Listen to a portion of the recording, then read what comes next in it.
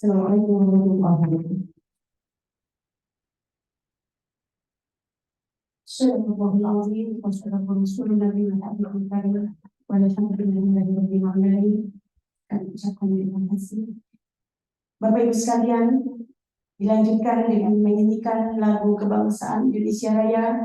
Hadirin dimohon berdiri.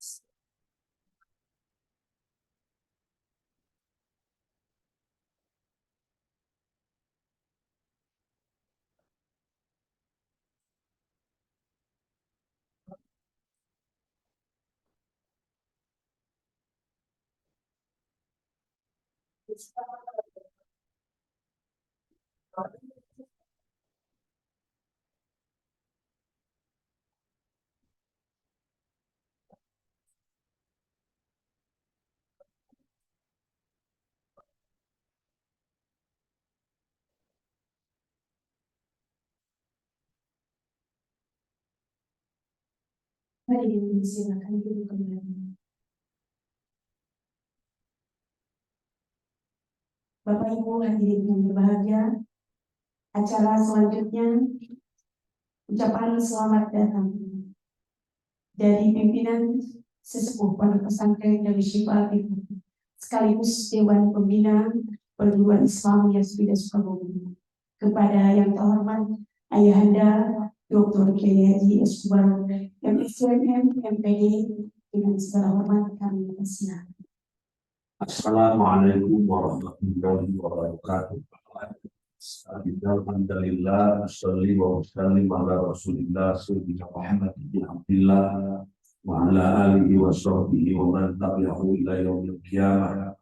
أشهد أن لا إله إلا الله وحده لا شريك له وأشهد أن محمدا عبده ورسوله فيا عباد الله اتقوا الله حق تقاته ولا تموتن إلا وأنتم مسلمون وقال تعالى في القرآن الكريم أعوذ بالله من الشيطان الرجيم بسم الله الرحمن الرحيم إن في خلق السماوات والأرض واختلاف الليل والنهار لآيات لأولي الألباب الذين يذكرون الله قياما وقعودا وعلى جنوبهم ويتفكرون في خلق السماوات والأرض ربنا ما خلقت هذا باطلا سبحانك فقنا عذاب النار. Mudah-mudahan Karomin pemirsa Dr. Kiai Didin Habibudin MS selaku orang tua kita, guru pimpinan pasca sarjana direktur pasca sarjana UNIKA yang Allah muliakan, yang mudah-mudahan sedang diberikan kesehatan, kekuatan, keselamatan dan keberkahan. Dan pada hari ini kebahagiaan kita, beliau di tengah-tengah kesibukan masih bisa menyempatkan hadir di tengah-tengah kita. Sehingga karena ini adalah mumpung saya tanya keliling beliau untuk mendoakan aset dari mulai kandang sapi sampai dengan Tegal Baru sawah kita. Dan di situ saya bilang kepada beliau, saya sekadul ditempokkan dari iman umat dan hayang kapuji we di mana dia diajarkan bersama di UIK karena kita punya harapan bahwa suatu saat Allah menakdirkan ada UIK Sukabumi, tidak hanya UIK Bogor. Makanya dengan kehadiran beliau di sini mudah-mudahan membawa hikmah dan berkah bahwa Darushifa Al-Fitrah yang dibangun oleh kita, walaupun kan para sahabat kiai, guru di dia simukuri udah pangkolot nah sakit bayangkan dengan usia 35 berbicara atulah.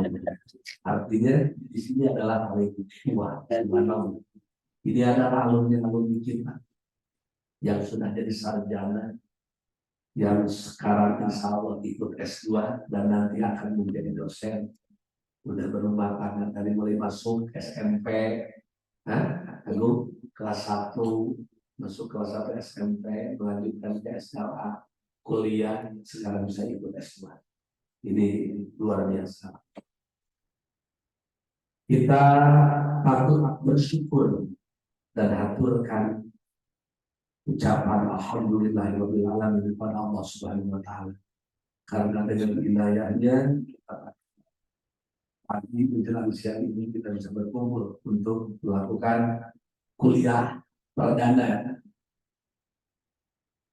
dari komunikasi penyiaran Islam. Dan kebetulan ketua Provinsi hadir dan layak untuk tampil sesuai dengan itu. Jadi kalau saya perlu bilang bahwasanya berbicara komunikasi tidak akan pernah lepas dari 6 komponen: komunikator, komunikan, isi, metode, media, dan efek. Ini penting dan kita harus belajar di situ. Makanya ketika kemarin ada beberapa guru, ini tidak linier karena kami sudah guru tidak linier baru. Yang linier kan nggak ada ilmu yang tidak linier. Yang tidak linier itu sarjana agama belajar yang tahun itu yang tidak linier. Ya, linier dan yang tidak linier. Malah saya tadi usul ini ke pimpinan kita nih, ke sektor. Boleh nggak saya ikut kuliah? Saya bilang begitu, saya bilang. Boleh nggak saya ikut kuliah? Kalau boleh, saya ikut kuliah lagi. Nggak ada yang namanya mau ikut kuliah, nggak pakai. Bukan saya detail. Butuh ilmu. Suatu saat, Nabi Musa ditanya oleh Bani Israel. Siapa di antara orang yang paling pintar? Anak dari Nabi Musa. Langsung ditegur sama Musa. Salah kamu mengatakan itu yang paling pintar. Pergilah kamu ke titik 2 laut Dan di situ kamu akan menemukan orang yang jauh lebih pintar. Siapa ya Allah? Khidir. Bayangkan. Setelah Nabi Musa begitu datang bertemu dengan Nabi Khidir, apa yang dikatakan? Saya akan berhubung kepadamu. Apabila Nabi Khidir, siapa Anda bersamaku tentang kesabarannya? Jangan bertanya. Ternyata betul. Nabi Musa kata, saya tidak punya apa-apa. Anda yang pintar. Anda tidak bisa. Ya Allah berikan kepada saya, Anda yang belum diberi. Allah berikan kepada Anda, saya yang belum diberi. Itulah khusus tidak dalam mencari. Anda seorang manusia itu ada dua kategori. Alim, wal alim. Tidak benar. Hari ini sedang menjadi alim, sedang mengerjakan sesuatu, nanti akan menjadi alim. Saya itu terpaksa di depan beliau santri. Itu kan harus kita mengerti dengan komunikasi itu bagaimana tampilan seorang komunikator nantinya, ya kan?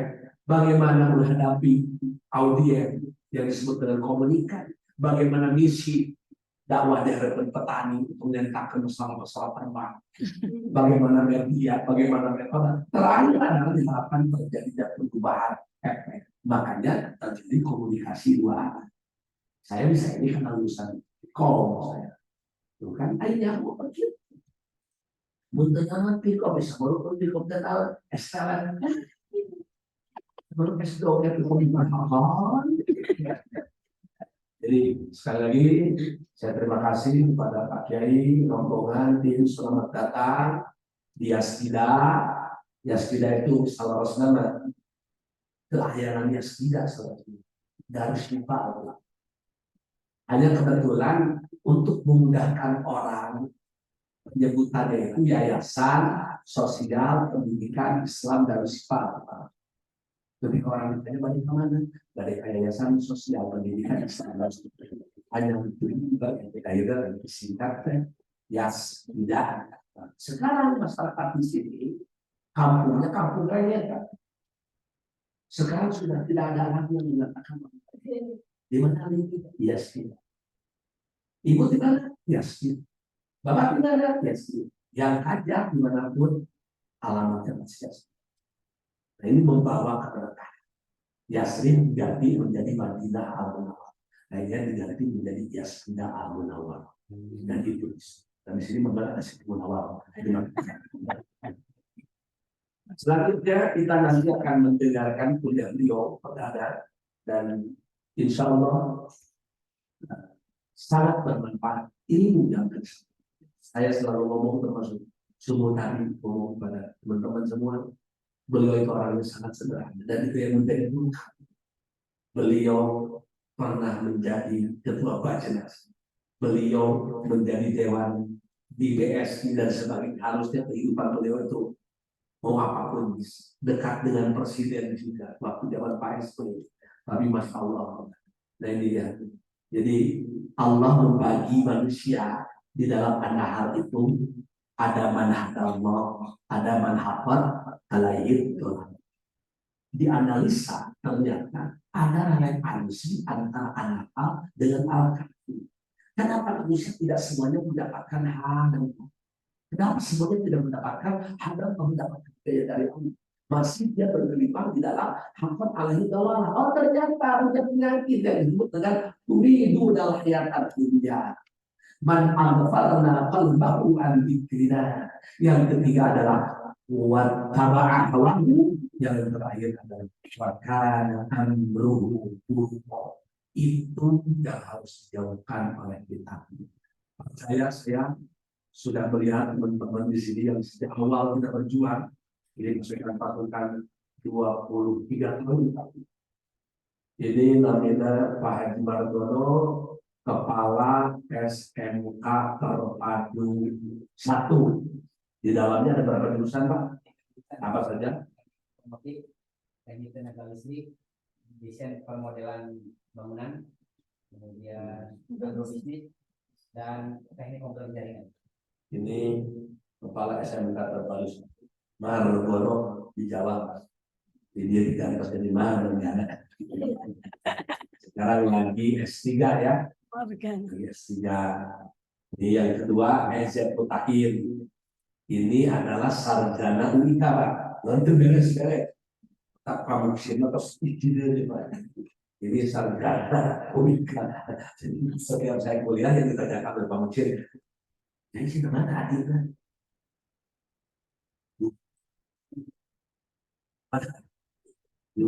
Ternyata ibu sama bapak beda nasib, ibu sama bapak tapi beda nasib. Jadi kebetulan membidangi di IAIS. Sekarang alhamdulillah IAIS ada 4 fakultas, ya.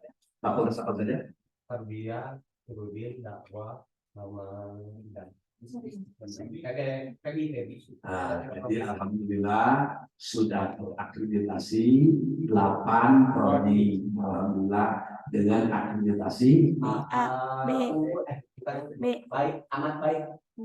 jadi alhamdulillah semua datang ke sini nawaran setiap asesor yang datang hoyong nilai nawar kan itu dengan surah itu tahu isi nomor diri gitu. Dan ternyata dengan akreditasi yang nilai dia tergantung amplop. Tidak amplop kalau ada amplop.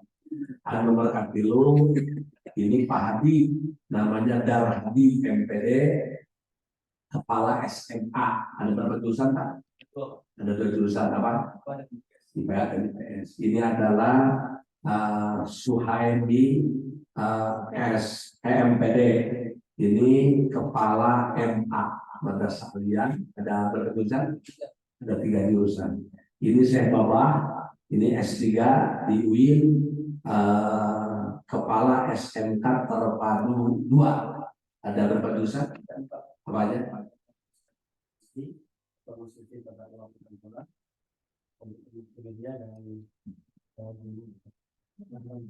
Bahkan sekali. Ini para kepala pimpinan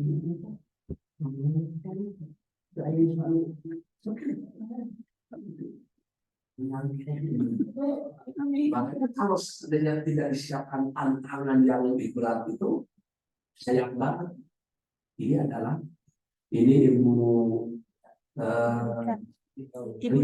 Rika di SMK terpadu 2 bidang siswaan. Kurikulum ini Bu Eni bidang software lagu Indonesia Raya. Siswaan. Ini Bu Lili 45 SMP. Bidang digerakkan saya anak-anak sudah jadi bawah. Ini udah luar biasa. Jadi kami ini udah biasa. Jadi di sini tuh saya selalu mengatakan membangun kekeluargaan itu ahlul baik. Jadi orang kita supaya ini kasih alhamdulillah. Jadi selalu ini yang selanjutnya Lela Fatmawati ini MPD kepala SD. Ini Usoy Alawi. Jadi masalah ini mahasiswa ikan sudah mahasiswa sekarang S1 sekarang jadi mahasiswaan di SMP. Ini kepala SMPT Ibu Eli Susilawati, ada Eli Susilawati sudah sekarang S3 di UIN, insya Allah cepat selesai. Dan kebetulan yang menangani S2 prodi KPI ini adalah Bu Dewi. Makanya dengan Bu Dewi selalu komunikasi. Dan yang ketiga ini perempuan, memang sudah ulang udah dibicarakan. Mariam. Yang selanjutnya ini adalah manusia yang insya Allah itu ya masih sebagai manusia biasa. Sebagai manusia biasanya insya Allah akan selalu menjadi manusia pilihan Allah. Itu saja perkenalan dari saya. Oh ini Pak, ini Pak Rahmat Ali Kusima, namanya Sekjen Yayasan. Jadi ini dan mengatur alur tentang kebohongan dan segala macam.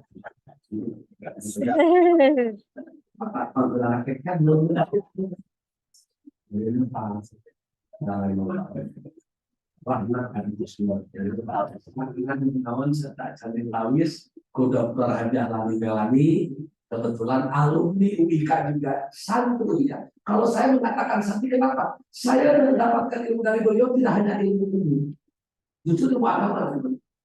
Man allama ilman harapan wahid bahwa Abu Hafiz, orang yang mengajarkan konsep agama satu urut saja, dia adalah Bapak dan bidang agama.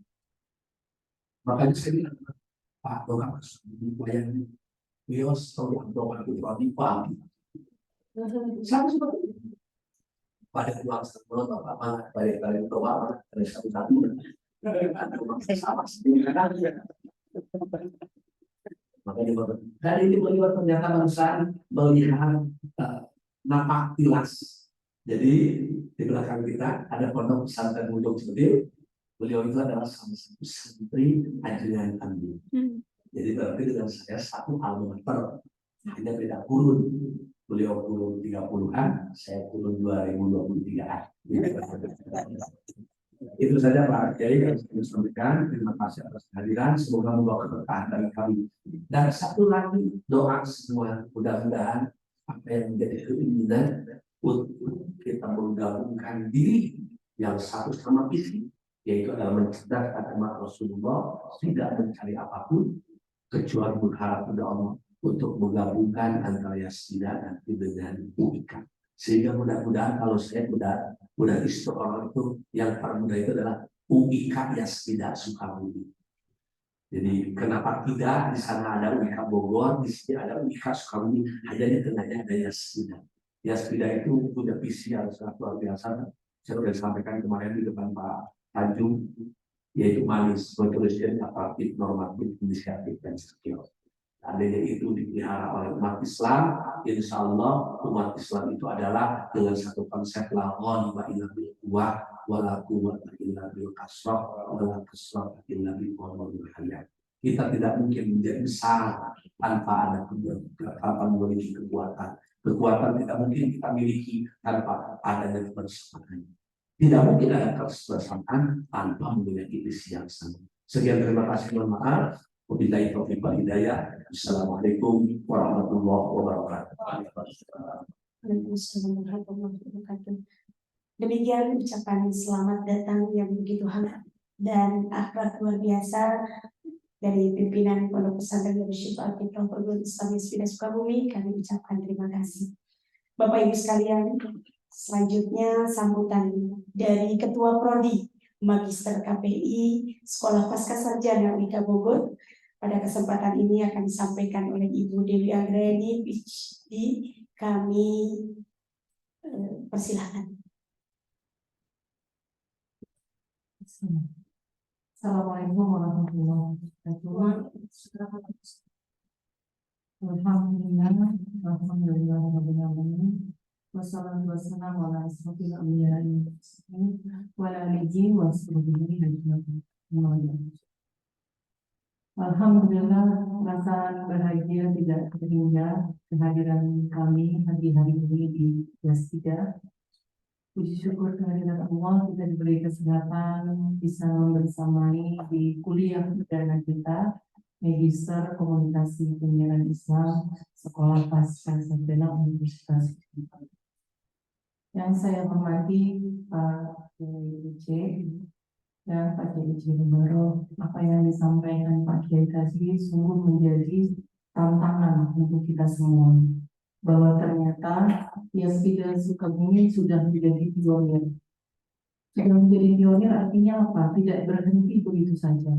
Kita harus membuat persiapan-persiapan selanjutnya bahwa kita tidak saja Sukabumi, tapi satu Indonesia. Artinya apa? Sumber daya yang ada di Yasmina ini adalah aset yang mereka harus mengupgrading diri, harus meningkatkan kapasitas dirinya menjadi sumber daya yang bisa meneruskan masyarakat Indonesia. Tadi kita dengarkan syair Indonesia Raya, dan sebelum kita mendengarkan syair Indonesia Raya, kita mengucapkan selawat bersama. Artinya apa? Kehadiran kita pada pagi hari ini, insya Allah diberkahi oleh Allah. Niat baik kita bersama untuk menyatukan antara Yasmina dan UIK adalah satu jalan yang harapannya kelak menjadi satu jalan keluar untuk persoalan umat ini. Mungkin bagi kita yang sedang menuntut ilmu tentu merasakan manisnya perjuangan. Tetapi tidak ada sesuatu yang manis itu disertai dengan bintang. Selanjutnya kepada teman saya Pak Kiai Pramudin Hafidudin, Direktur Sekolah Kesehatan dan Pendidikan. Saya ada satu kebanggaan berguru ya sebagai pimpinan di program studi magister komunikasi pendidikan Islam. Berguru kepada Pak Kiai adalah satu kebanggaan. Dan pada satu yang sama ada satu keharuan bagi saya secara pribadi. Amanah yang diberikan untuk menguruskan program studi KPI ini bukanlah amanah yang mudah. Tetapi tentunya dengan disertai oleh orang-orang yang luar biasa di sekeliling kita, punya semangat yang sama, visi yang sama, perjalanan kita akan lebih mudah. Kalaupun terlihat kerikil di perjalanan saat kita sedang mendayung sampah, ya, pasti itu satu hal yang wajar. Karena kita satu sebagai seorang disabilitas, maka dia harus mendapatkan keredoan. Maka di pagi hari yang berbahagia ini, saya ucapkan terima kasih kepada seluruh jajaran pimpinan pengurus Yayasan Masjida yang sudah menyambut baik kami ya, dengan segala persiapan yang luar biasa, pada guru-guru yang ada dan juga seluruh sumber daya Masjida yang siap memotivasi dirinya maju bersama dengan melanjutkan pendidikan di Magister KPI Universitas Indonesia. Sekali lagi saya ucapkan terima kasih pada seluruh pihak yang sudah mendukung kerjasama antara KPI dan Masjida ini. Harapannya ke depan nanti kita bisa bersama-sama merancang berbagai program-program kerja yang lebih baik, yang lebih bermanfaat, dan tentunya dengan program kerja yang kita persiapkan kita perlu sumber daya yang berlimpah. Demikian, assalamualaikum warahmatullahi wabarakatuh. Demikian sambutan dari Kaprodi Magister Komunikasi Pendidikan Islam Sekolah Pasca Sarjana Universitas Ibnu Khaldun Bogor. Kami ucapkan terima kasih. Bapak Ibu sekalian yang berbahagia, selanjutnya mari bersama-sama sejenak kita dengarkan tausiah yang akan disampaikan oleh guru kita semua yang sudah siap, dan kita bersama-sama mari berkonsentrasi sejenak untuk mendengarkan apa yang akan beliau sampaikan untuk kita. Kepada yang terhormat Profesor Dr. Kiai Haji Hafidudin MS selaku Direktur Sekolah Pasca Sarjana Merdeka Bogor, dengan segala hormat kami persilakan. Terima kasih. Assalamualaikum warahmatullahi wabarakatuh. Waalaikumsalam. Bismillahirrahmanirrahim.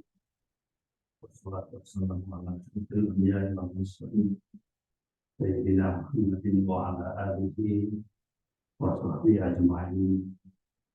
Wa la haula wa la quwwata illa billahil aliyyil azim.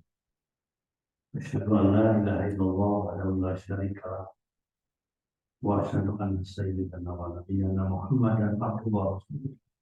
Shadiqul wa'dil amin. Allahumma shalli wa sallim wa barik ala sayyidina Muhammad wa ala alihi wa sahbihi kiram wa sallam tasliman katsiran wa ba'd.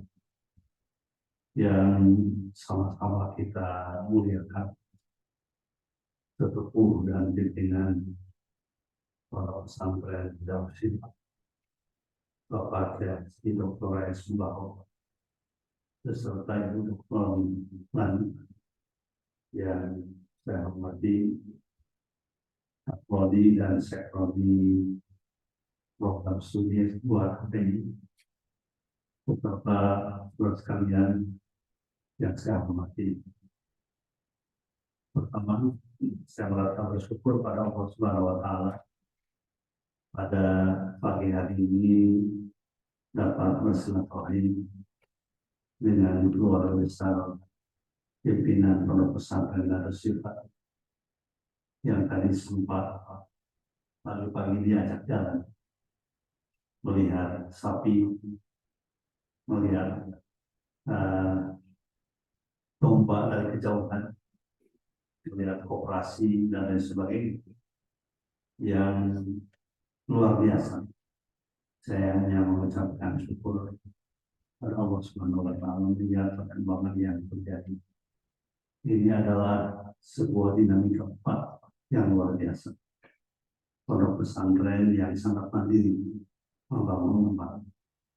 Inilah yang saya tulis dalam buku saya ketika saya mengakhiri dosen di Guru Besar IPB untuk pindah ke Nurul, yaitu membangun kemandirian umat. Dan ternyata apa yang saya tulis dalam buku itu prakteknya di sini. Saya yang menulis tapi prakteknya di sini.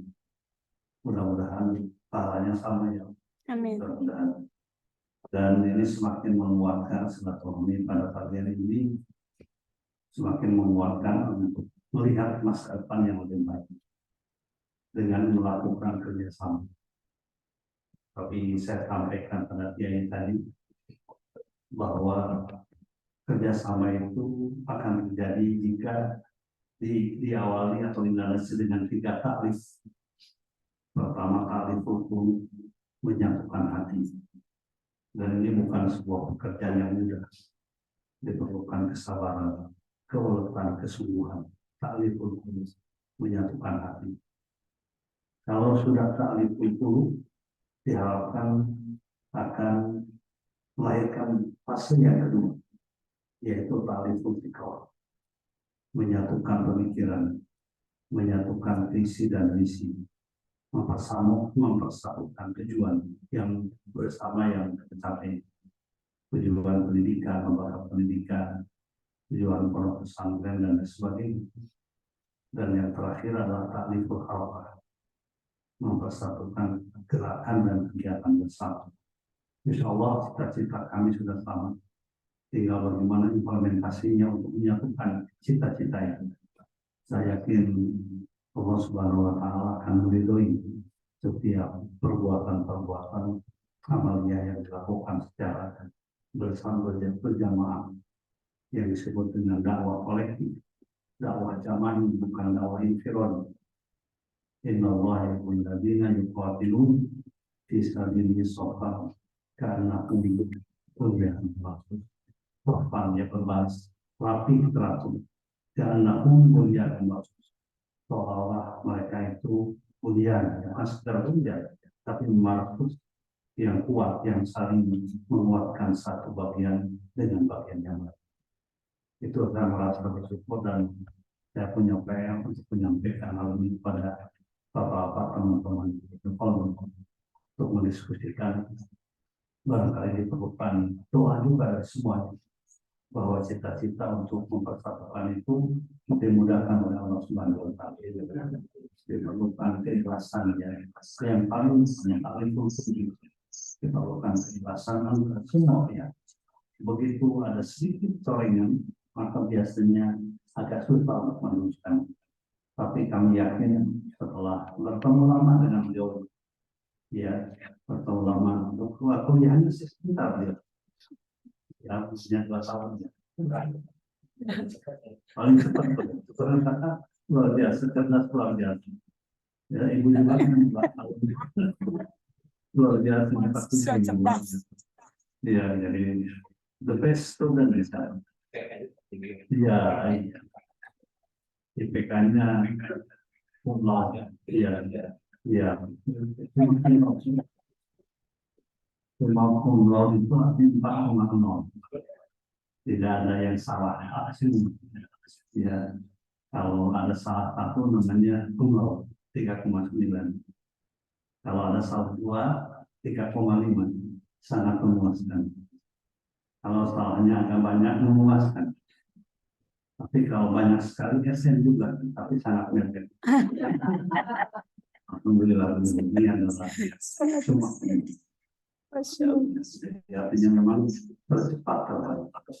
Dan ini menurut saya adalah sudah masih muda juga, usianya kan baru 35 tahun. 35 lagi. Sudah apa sekolah saya sudah 72 tahun, 72 tahun ya, alhamdulillah. Jadi sudah generasi apa ya? Bukan milenial, kolonial, tapi generasi tua. Tapi saya tidak pernah menyebut tua, tapi selama nyaman sudah senior, sudah meninggalkan junioritas yang menuju senior. Jadi alhamdulillah sisa-sisa umur kita semuanya kita manfaatkan untuk kebaikan. Demikian pula saudara-saudara belajar di sini, niatkannya bukan untuk ibadah. Ibadah itu sudah cukup, tapi niatkan untuk berjuang, niatkan untuk umat.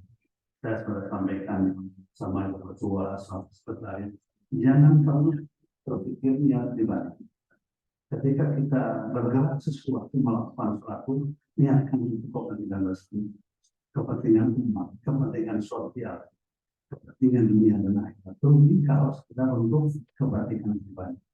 Banyak kita merasa sesuatu kalau hanya untuk kepentingan pribadi. Kalau tidak tercapai ada sesuatu yang kurang jelas. Tapi untuk kepentingan bersama, kita masih yakin dan optimis bahwa andaikan pun kita tidak mendapatkan apa-apa, bahkan mendapatkan tantangan, maka akan juga akan menjadi ibadah. Ya, dari para Allah Subhanahu wa Ta'ala. Sekalian, sesuai dengan tugas yang diberikan pada saya kuliah pertama, saya ingin menyampaikan dalam waktu sesingkat-singkatnya, yang berkaitan dengan masalah dakwah sebagai sebuah kewajiban sekaligus sebuah kebutuhan. Jadi saya ingin menyampaikan sesuatu ajaran dan ajaran Islam itu dianggapnya dari dua perspektif. Pertama perspektif kewajiban, sholat atau kewajiban, tapi juga kewajiban. Sehingga ketika kita sholat bukan sekedar menyelesaikan kewajiban, tapi juga memenuhi kewajiban. Akan lain sholat yang hanya pendekatan kewajiban dengan orang yang melaksanakan dengan plus pendekatan kewajiban. Itu antara obligasi, ya, kewajiban dengan urus itu harus disatukan. Ya, kita selalu melihat sesuatu itu kegiatan itu hanya dari satu perspektif kewajiban. Padahal bukan sekedar itu. Seolah kita tidak butuh itu. Dakwah itu kewajiban.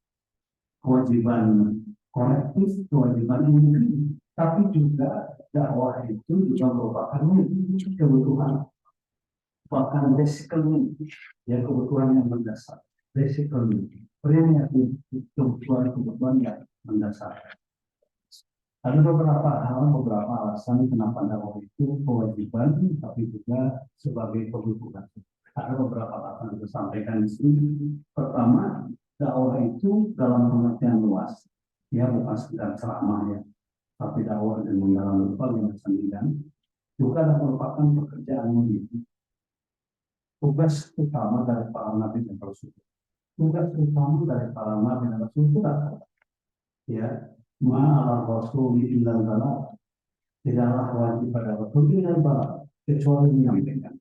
Allah ya'lamu ma tu'maluna wa ma kuntum.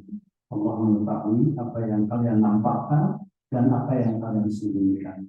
Jadi pekerjaan yang meneruskan. Kalau kita menjadi dari sekarang dalam berbagai macam bidang, dalam bidang pendidikan, ekonomi, politik, kesehatan dan sebagainya, sebenarnya kita meneruskan misi dari Nabi. Jadi misi yang salah, ya, yang kita lakukan sekarang.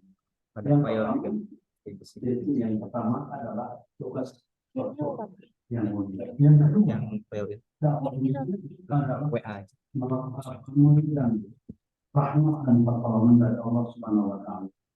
Ya, mengundang al-falah. Kemudian yang sejati, kesuksesan yang tersebut. Al-falah itu hanya akan kita dapatkan malah kita terlibat aktif dalam kegiatan dakwah sesuai dengan kemampuan kita masing-masing. Di Duhul saya selalu sampaikan, termasuk kepada para dokter, kuliah pertama selalu sampaikan bahwa kalian itu harus punya keyakinan nahnu du'aul qabla kulli syai. Kami adalah doa sebelum segala sesuatu. Jadi jangan sekedar kuliah itu ingin mendapatkan sekedar titel master, titel dokter, tapi menjadi dai agar kami dakwah kita lebih baik, lebih komprehensif, lebih sesuai dengan kebutuhan, ya, lebih dengan sesuai dengan teknikal yang dibutuhkan. Ya, jadi kenapa kami dakwah itu akan mengundang al-falah? Tidak akan pernah kita mendapatkan al-falah kalau kita tidak terlibat dalam kegiatan dakwah. Saya kira ayatnya sangat sering kita baca. Wal takum minkum ummatun yad'una ila al-khair wa ya'muruna bil ma'ruf wa yanhauna 'anil munkar. Di dalam tafsir Jalalain itu saya membaca tafsir Jalalain pada santri setiap Selasa dan Rabu. Itu wa'ulaika hum al-muflihun. Kenapa tidak wa'ulaika muflihun? Diserang dengan domir, ya, untuk menggambarkan kekhususan. Artinya hanya orang itu yang disebutkan pada ayat itu yang akan mendapatkan al-falah. Kalau mereka terlibat dalam kegiatan dakwah, mereka tidak akan mendapatkan al-falah. Makanya ujungnya wa'ulaika humul muflihun. Demikian pula dalam surat Al-Hajj ayat 41. Wala yansurunallahu man yansur innallaha laqawiyyun aziz. Wala yansurunallahu, dan di situ ada dua kalimat tauhid. Pertama lam tauhid, la yansurun. Yang kedua tauhid sakit. Dan pasti Allah akan memberikan pertolongan pada setiap orang yang menolong menolong.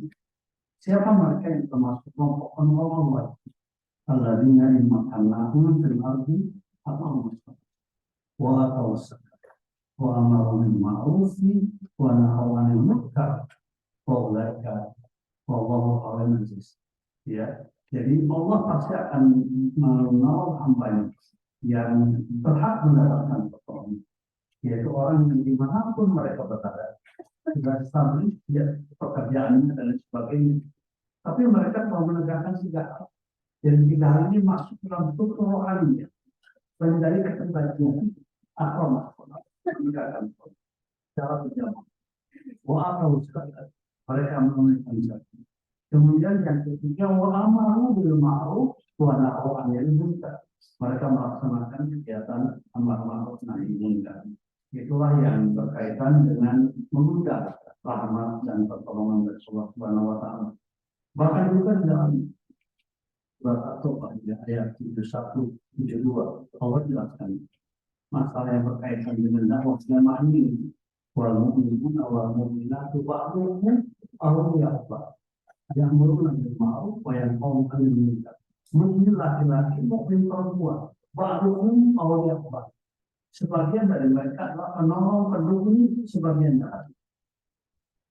Kenapa mereka bisa menolong satu dengan yang lain? Yang kurang Ya, Hasan. karena mereka adalah punya kewajiban melaksanakan tugas amar ma'ruf wa yanhauna 'anil munkar. Dan seterusnya ulaika sa'amullah, itu orang-orang yang akan mendapatkan rahmat dari Allah Subhanahu wa taala. Demikian pula umat ini akan menjadi the best umat, ya. Para umat ketika umat ini juga terlibat semua terhadap dalam kegiatan dakwah, baru akan terjadi para umat seperti di zaman para sahabat. Kenapa para sahabat itu zaman sahabat dikatakan para umat? Saya dulu dalam mereka itu semuanya terlibat dalam kegiatan dakwah. Ketika mereka melaksanakan haji wada, ya, mendapatkan khutbah dari Rasulullah SAW yang isinya kandungannya khutbah itu antara lain berkaitan dengan dakwah. Beliau berlegislah itu mengumumkan wajib balighu anni walau ayat, sampaikan oleh kalian dari itu walau ayat, walaupun hanya 1 ayat. Ya, beliau berlegislah itu mengumumkan hendaknya yang hadir sekarang, yang bersama kami, yang mendengarkan langsung, menyampaikan kepada mereka yang goib. Makanya kemudian tersebar sahabat itu yang menjadi dai itu berbagai belahan dunia. Sehingga dalam waktu 100 tahun kurang lebih, jadinya ini sudah terciptakan dengan dakwah Islam.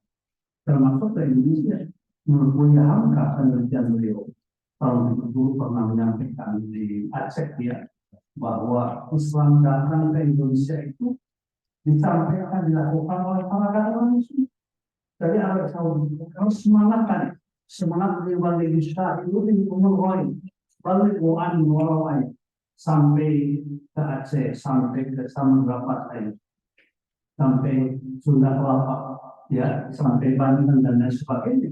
Dan kemudian mereka para dai Saudi ini, Arab ini, sahabat Rasul, mereka kemudian membangun pondok pesantren, kajian-kajian surau dan lain sebagainya.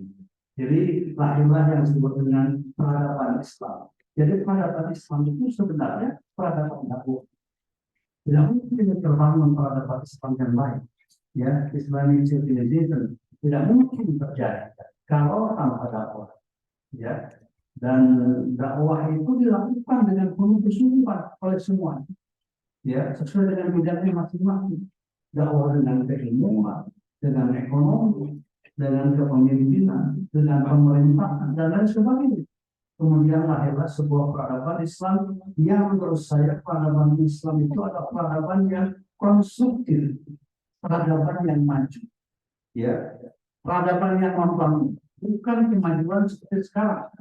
Sekarang itu maju dalam bidang sains dan teknologi, tapi yang terjadi degradasi.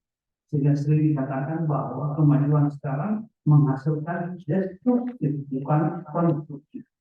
Ya, jadi ternyata peradaban Islam yang membangun nilai-nilai kebahagiaan itu adalah dilahirkan oleh para dai, para nasional Islam ketika itu. Dalam waktu yang singkat, Islam tersebar ke berbagai belahan dunia, dan tentu kita punya tugas untuk meneruskan kegiatan-kegiatan ini. Kemudian berikutnya ketiga, dakwah merupakan amalan yang terbaik, perkataan yang terbaik. Wa man ahsanu qawlan mimman da'a ila Allah wa amila shalih wa qala innani minal muslimin. Wa man ahsanu qawlan, siapa yang lebih baik ucapan mimman da'a ila Allah, dari pada orang-orang yang mengajak pada agama Allah, wa amila shalih, dan kemudian melaksanakan amal soleh, mempraktekkan apa yang disampaikan. Wa qala innani minal muslimin, dan mereka mengatakan bahwa aku adalah termasuk dalam kelompok orang yang muslim. Yang keempat, apabila umat Islam kita ini pasti tidak berbuat untuk umat, untuk dakwah, meninggalkan masa bodoh, ya, apatis, maka apa yang terjadi? Akan lahir para pemimpin-pemimpin yang tidak berpihak kepada umat Islam. Akan lahir syirarul, ya, la ta'muruna bil ma'ruf wa la tanhauna 'anil munkar. Allah sallallahu alaihi wasallam fa'lamu khiyarukum fala yastajabu. Ya, kalian melaksanakan kegiatan amal ma'ruf nahi munkar, atau kalau tidak pasti buat apa terlibat. Yang tertinggi di saya, ya, keluarga saya. Saya tidak peduli dengan yang lain. Maka yang akan terjadi, ya, adalah yang menjadi pemimpin kalian adalah orang-orang syirik. Supaya kemudian para terjatuh. Kalau yang baik-baik tapi dia berdoa kepada Allah, memohon kepada Allah, maka tidak istimewa Allah. Ini adalah yang berkaitan dengan bagaimana urgensi Allah. Kemudian yang terakhir adalah jika umat sudah tidak melaksanakan kegiatan amal ma'ruf nahi munkar, maka yang akan dominan dalam kehidupannya munkar. Karena ada kelompok amal ma'ruf nahi munkar, ada kelompok amal munkar nahi ma'ruf. Hal itu adalah melakukan di versus kita ada di pihak itu atau waktu Yusuf menjadi kelompok yang amal ma'ruf nahi munkar. Tapi pada satu sisi ada kelompok orang yang pekerjaannya amar munkar nahi ma'ruf. Digambarkan dalam surah At-Taubah ayat 67. Al-munafiqun wal munafiqatu ba'duhum min ba'd ya'muruna bil munkar, ya, wa yanhauna 'anil ma'ruf wa yanhauna 'anil munkar, nasallahu alaihi wasallam. Ada kelompok orang-orang yang pekerjaannya adalah berbalik dengan tugas-tugas yang dilakukan oleh umat yang. Kemudian barangkali terakhir, ya, dakwah Islam itu kalau dilakukan secara pribadi maupun secara kolektif bersama-sama bisa menjadi single fighter, tapi juga menjadi kolektif. Tapi kita berharap dakwah yang kita lakukan ya di samping secara pribadi tempat kita masing-masing juga harus dilakukan secara berjamaah. Ya, disitulah kita perlu koordinasi kerjasama tahu. Makanya ketika ngobrol tadi pagi, saya selalu siap dengan manapun, tiap manapun ya.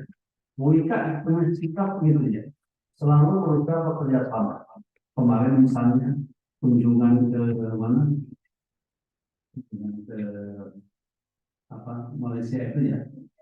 Iya, ya Darul Alam. Tujuannya untuk melakukan kerjasama. Ya, kerjasama pendidikan. Jadi kita ini sudah kerjasama pendidikan bukan sekedar dengan orang, kita juga bahkan UIK itu dijadikan sebagai apa ya? Sebagai contoh bagaimana melaksanakan hubungan kerjasama dengan luar negeri. Satu-satunya perguruan tinggi swasta di Indonesia yang melaksanakan hubungan kerjasama ya dengan lembaga-lembaga sejenis itu adalah Forum. Bahkan pimpinan Forum kemarin diundang oleh IPB. IPB itu ternyata sebuah perguruan tinggi yang masyhur, tetapi mereka belum punya kerjasama konkret dengan pihak luar. Bahkan meminta Pak Rektor UIK untuk menyampaikan pengarahan ya dalam rapat dekan di FEM di Fakultas Ekonomi Manajemen. Bagaimana kira-kira supaya mahasiswa IPB itu bisa juga melakukan KKN di luar negeri. Kita sudah KKN itu dengan Thailand, Malaysia. Pada bulan 2 bulan yang lalu saya ke sana ke Thailand yang melihat itu ternyata luar biasa anak-anak kita. Tidak salah lah ya anak-anak kita yang ketika membuat KKN 3 bulan tapi di perguruan tinggi di luar negeri. Dan ini semangatnya bukan apa-apa, bukan karena pintar, tapi karena semangat ingin menguatkan hubungan yang satu dengan yang lain. Ternyata dengan semangat menguatkan hubungan koordinasi kerjasama dengan yang lain ternyata selalu terbuka jalannya. Dan baru kemudian ilmunya juga kemudian diberikan sama Allah SWT. Saya sering mengatakan pada mahasiswa, kalian harus menjadi pionir dalam mempersatukan umat Islam ini. Salah satu penyakitnya adalah susah untuk bekerja sama. Ya, susah untuk bekerja dalam sebuah teamwork yang kuat satu dengan yang maunya pekerjaan menjadi single pemain tunggal. Padahal pemain tunggal itu cepat capek. Ya, beda dengan tubuh. Main bola itu kan 40 hari kalau pertandingan dunia. Beda dengan badminton cuma seminggu. Ya, artinya yang single fighter itu tidak akan lama. Ya, oleh itu maka kita ditingkatkan secara bersama-sama. Dan oleh karena itu maka ada hal yang perlu kita siapkan ini untuk menjadi daring. Saya kira sudah banyak persiapan yang mendapatkan pesantren ini, tapi ingin sekedar saya tambahkan. Pertama, harus tepat titik, harus mengerti agama dengan baik, komprehensif. Semakin banyak sekarang tantangan yang berkaitan dengan pemahaman agama. Semakin banyak orang-orang yang salah memahami agama. Kemudian yang kedua adalah harus terhubungkan, memahami problematika yang terjadi pada kehidupan manusia. Karena manusia itu kan berubah, ya, biasa berubah dari waktu ke waktu. Maka kemudian kita harus mengetahui perubahan itu untuk memberikan solusi yang terbaik. Ya, karena itu maka dakwah itu kan harus hikmah, muhasabah dan menjaga tidak biasa. Dan kemudian yang ketiga harus memiliki kemampuan dalam komunikasi. Kata Pak Kiai tadi, ya, bagaimana komunikasi itu menghasilkan 6 hal. Itu kalau contoh betapa sebenarnya komunikasi itu menjadi sangat penting. Ya, saya yakin di prodi ini nanti akan diberikan muatan-muatan, ya, konten-konten yang berkaitan dengan dakwah yang baik, yang menghidupkan, yang menggerakkan, yang menyatukan, ya, supaya apa? Supaya dengan dakwah yang didesain dengan baik, dengan metode yang baik, dengan teori-teori yang baik, itu juga akan menghasilkan sesuatu yang baik. Oleh karena itu sekali lagi saya ucapkan selamat ya kepada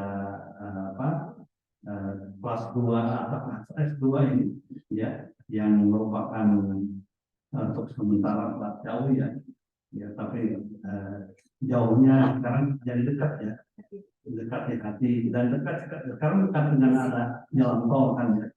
Biasanya ke paling berat kalau saya ini keluarga Sukabumi ya, lahir di dibesarkan di sini. Bahkan pesantren di sini saya sampaikan kayaknya di Amin ya, di Kiai Amin Bogojong. Dulu belum ada banyak. Terus kemudian Jessica Mila. Ya, Jessica Mila ini volumenya juga tidak tinggi ya, 49 bulan. Jadi menurut saya kalau kita dioptimalkan, jadi ini nanti bisa seperti dekat ya, saking semangatnya. Jadi oleh terus sekali lagi diperlukan hal-hal yang kita butuhkan dalam menghadapi ini. Yang terakhir yang tidak boleh lepas daripada itu adalah pendekatan akhlakul karimah, contoh uswatan. Kenapa? Karena satu kaidah menyatakan lisan wahal takwa lisan maqal. Praktek itu jauh lebih punya dampak positif dibandingkan dengan sekedar ucapan. Ya, saya yakin ini semuanya tidak dipahami, tapi semuanya ini mudah-mudahan bisa lebih bermanfaat dengan adanya S2 komunikasi penyiaran selalu. Ya, S1-nya ini sudah akreditasinya ya sudah ada. Yang mudah-mudahan akreditasi S2-nya juga akan ya unggul. Ya, kita sudah ada beberapa proyek-proyek yang akreditasi. Demikian. Terima kasih. Assalamualaikum warahmatullahi wabarakatuh.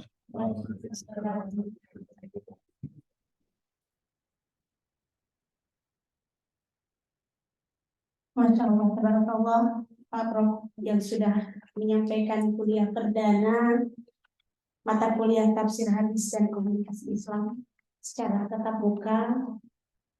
Patut berbangga para mahasiswa pasca KPI yang kuliah berkesempatan kuliah di semester ini, karena kita punya guru besar yang luar biasa. Tepuk tangan buat Pak Kiai.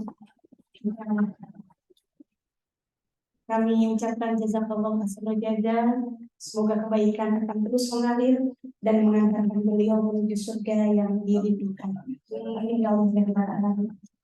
Bapak Ibu, untuk mengambil barokah acara pada hari ini, mari kita tutup dengan pembacaan doa akan dipimpin oleh Ustaz Saifullah MPD.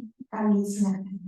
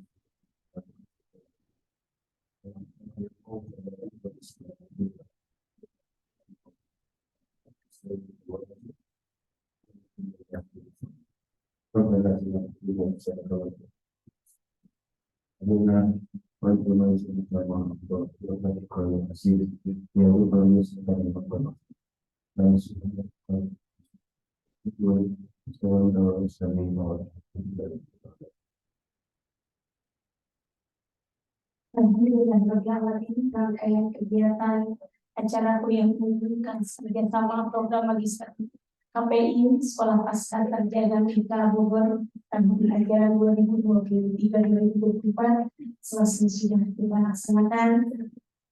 Atas nama pemandu acara kami mohon maaf apabila ada kata-kata yang kurang berkenan. Terima kasih atas segala perhatiannya. Sukses selalu untuk para mahasiswa pasca KPI di Universitas Ibnu Kholding Bogor yang luar biasa.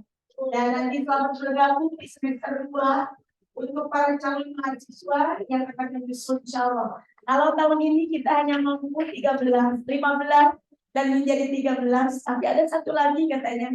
Saya sedang bernegosiasi dengan Ibu Dewi, mudah-mudahan bisa diterima. Mudah-mudahan. Insya Allah.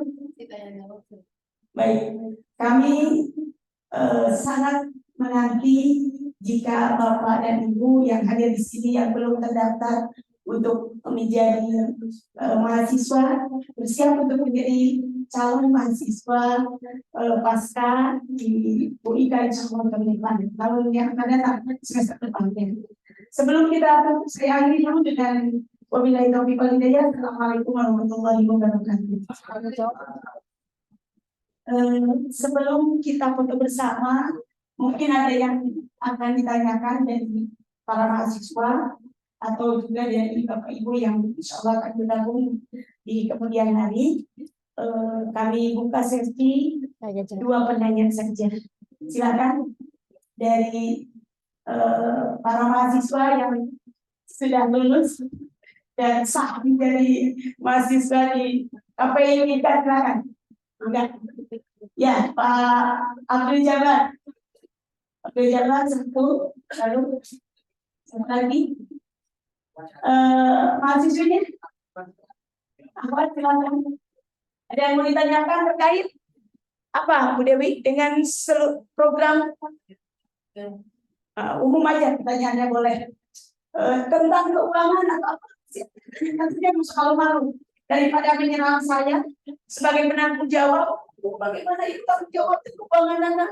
Kan saya jadi bingung, Bu Dewi. Pak Tanjung, saya bingung ketika ditanya begitu. Oh, ada dari Pak Suhemi, silakan. Silakan Pak Abdul Jabar untuk menyampaikan pertanyaan.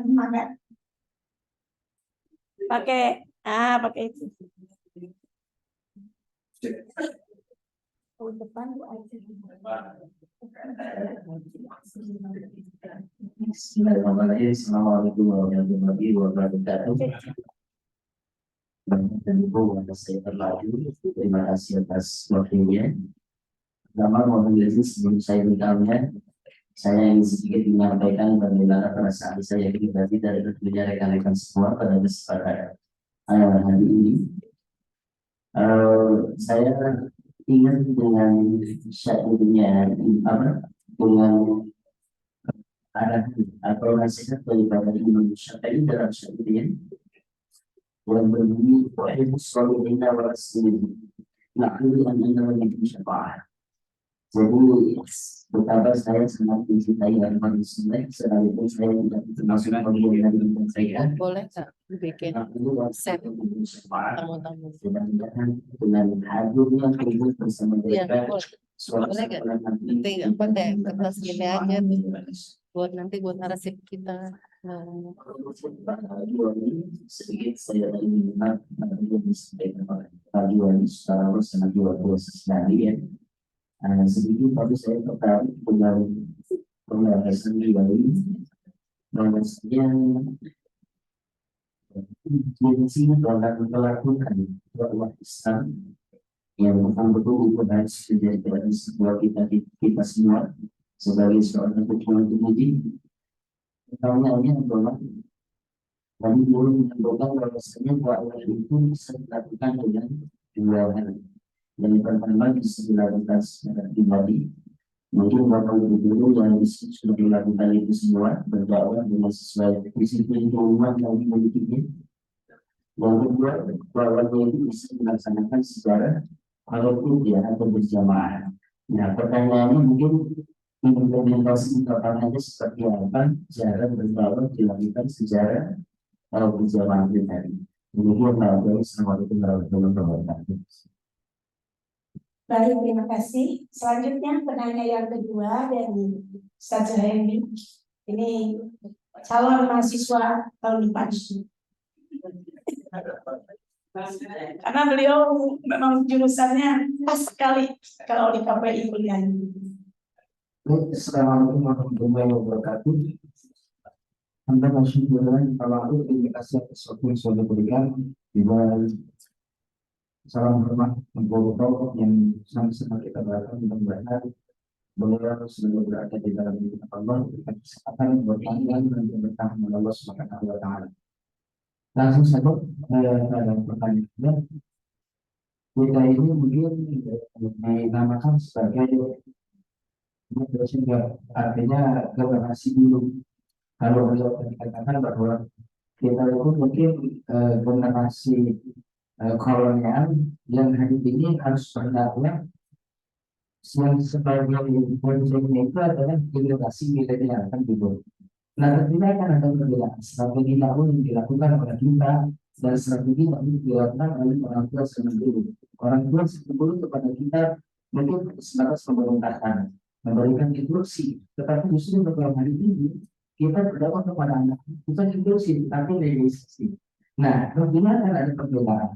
Nah yang ingin saya tanyakan adalah apakah juga strategi dakwah perlu dilakukan di zaman milenial karena kita semua ini hidup di tengah-tengah pondok pesantren yang itu setiap hari kita selalu berdakwah kepada anak itu dakwah dengan besar dakwah dengan usul dan lain sebagainya. Tapi itu ternyata terkadang untuk anak-anak juga yang kita sudah berikan usul tapi mereka tidak ikuti juga. Kita juga sudah memberikan nasihat sama saja.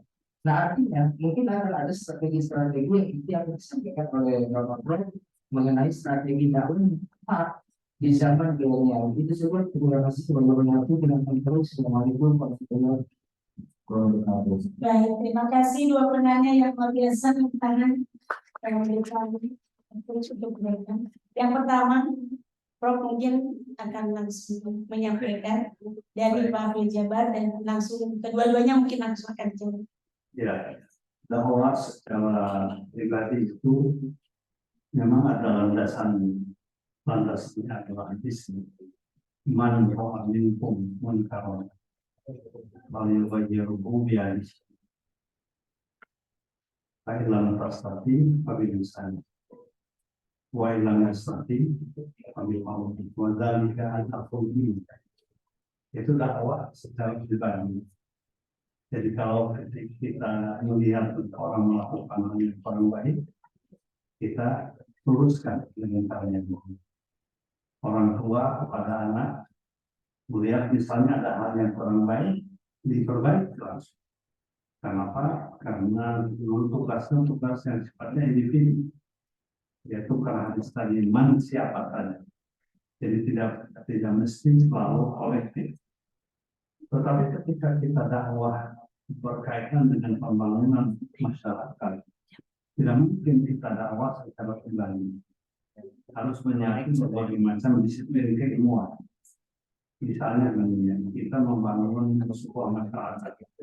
Masyarakat itu kan perlu penguatan pendidikan. Maka harus orang yang mengerti pendidikan.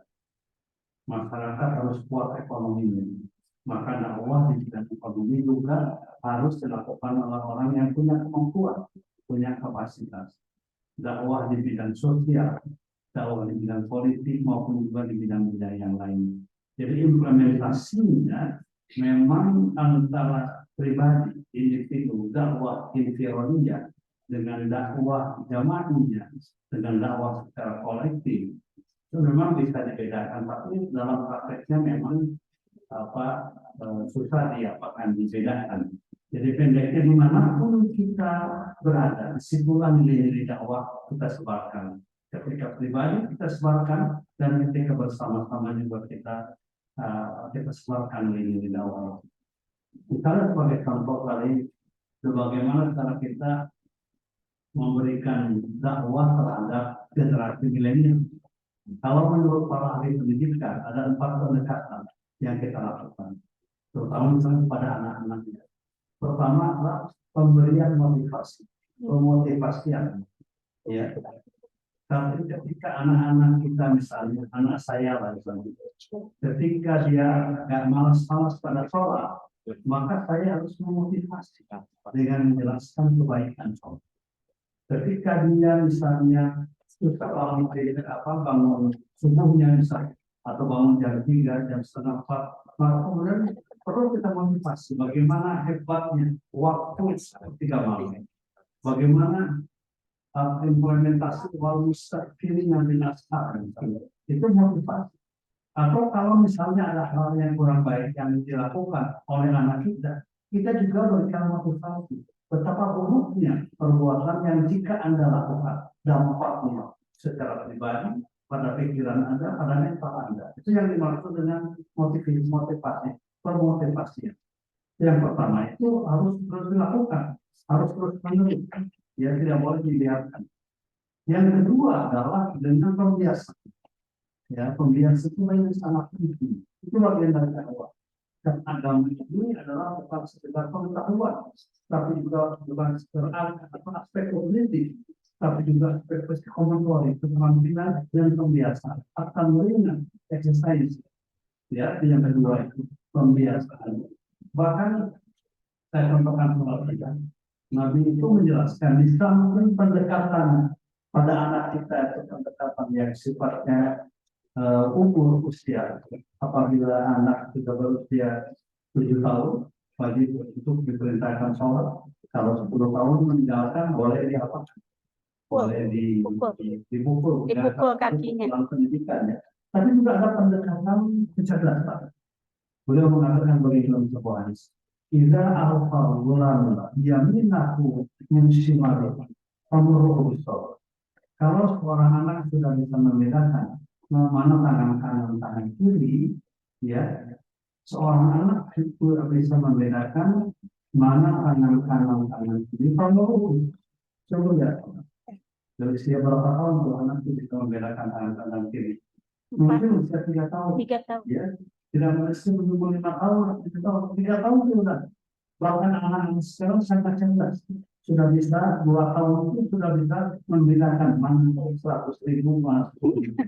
Ya, jadi kita terus biasakan. Sehingga melengkap ke dalam perintah ini menjadi syakhsiyah qawiyah, syakhsiyah ikhwaniyah. Jadi syakhsiyah ikhwaniyah, syakhsiyah qawiyah itu dengan pendekatan pembiasaan.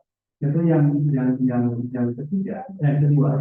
Yang ketiga adalah uswah dengan pendekatan pemberian contoh. Ya, karena tadi lisan masalah uang misalnya masalah. Ya, contoh itu jauh lebih baik lebih kuat ketimbang sekarang masyarakat.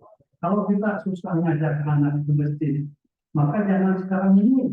Mari bersama dengan bapak, bersama dengan kakak misalnya, maka masjid itu sama dengan. Itu yang namanya memberi contoh.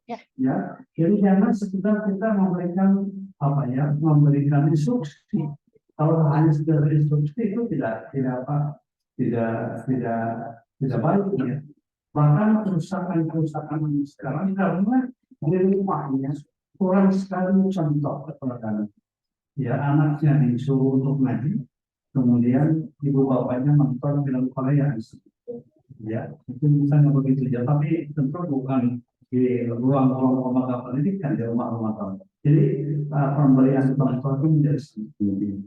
Kemudian yang keempat yang terakhir, yaitu yang disebut dengan pemberian reward and punishment. Yang keempat, reward and punishment. Jadi sekali lagi ada 4 cara mendidik, mendakwahi anak-anak generasi sekarang. Pertama, pemberian motivasi. Yang kedua, memberikan sebuah kebiasaan atau memberikan exercise. Yang ketiga, memberi contoh dan keteladanan al-uswah al-hasanah. Yang keempat adalah dengan reward, ya, pemberian penghargaan dan punishment, dan memberikan sanksi. Kalau ada hal yang kurang baik dilakukan, ya tentu yang namanya reward itu bukan semata-mata materi, bisa dengan ucapan, dengan nasihat, dengan pujian. Ya, meskipun dalam dunia pendidikan sekarang, terutama dunia barat, itu tidak mengenal reward and punishment. Tapi saya lihat Imam Ghazali itu dalam tarbiyah Imam Ghazali sangat menyuruh memberi motivasi pada guru, pada orang tua untuk memberikan reward. Apabila ada anak yang punya kelebihan, dalam amalia, dalam tindakan baik, diberikan boleh. Dan berikan punishment apabila dia melakukan hal yang kurang baik. Jadi 4 metode yang dipergunakan untuk memberikan arahan agama kepada anak-anak dan ini Baik. Ya, terima kasih luar biasa. Terima kasih kepada dua penanya yang hadir di juga mudah-mudahan disampaikan oleh Bapak Ibu bukan tidak memberikan kesempatan, tetapi karena waktu sudah tiba waktunya makan siang, jadi kita harus makan siang bersama. Kebetulan Ibu pimpinan sudah menyiapkan makan untuk kita semua. Tidak ada yang terkecuali yang ada di ruangan ini. Kita sekarang semua menuju ke Pacuan ke rumah beliau untuk melaksanakan makan bersama. Ya, terima kasih. Disilakan Pak Prof dengan Ibu Dewi dan juga Pak Tanjung untuk didampingi Pak Sekjen menuju ke rumah kediaman pimpinan kita. Bapak Ibu jangan lihat pulang karena amanah dari beliau kita harus makan semua. Ya, saya menyampaikan amanah beliau kita harus makan semua, yang tidak makan nanti dosa. Mari kita berdoa bersama dulu. Bisa di bawah aja. Terutama ini para mahasiswa yang nanti akan dibikin profile di status WA-nya ya. Untuk saya adalah mahasiswa